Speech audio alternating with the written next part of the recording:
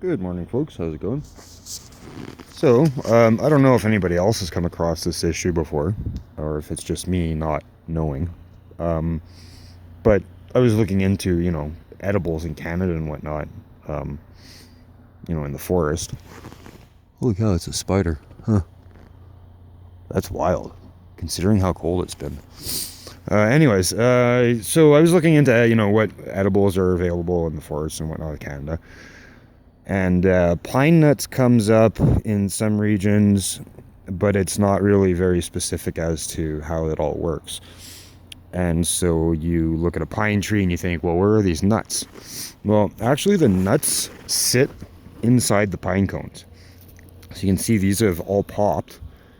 And I'm not sure what happened, if it was like some sort of a wind event or the extreme cold, because we've had a really bad cold snap. But I don't know how well you can see that. But basically, inside of where the pine cones have their bits here, that's where the pine nuts sit. So it's not like a nut on a tree that you might think in your head. And in reality, that's the pine nut. So this is a Bic lighter, normal size. And that's a pine nut, that's a pine nut, that's a pine nut. That's all pine nuts. And then, interesting, as I just said before, there's a spider. How well we can see that. Anyway, that's a spider right there. I don't think it came off me. I was in the bush.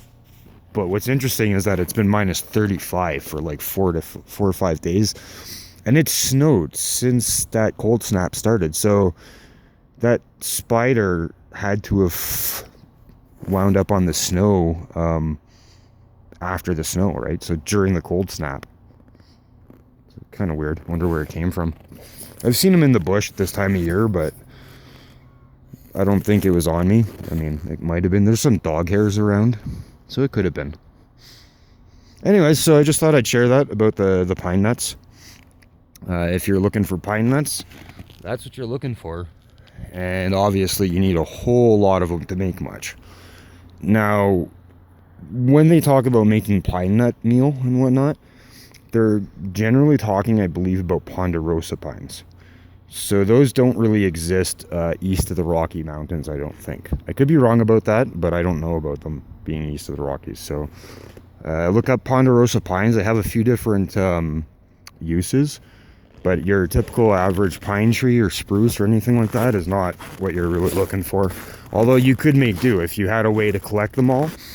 I guess people used to put down like hides and stuff and then shake the trees or something, or have the kids go up and shake branches or something. So you can do it. It was done, but wow. I don't know if you can see on the ground all the little spots, like the tiny ones, but that's all pine nuts. Anyway, that's it. I'm gonna go. It's cold. Have a nice day.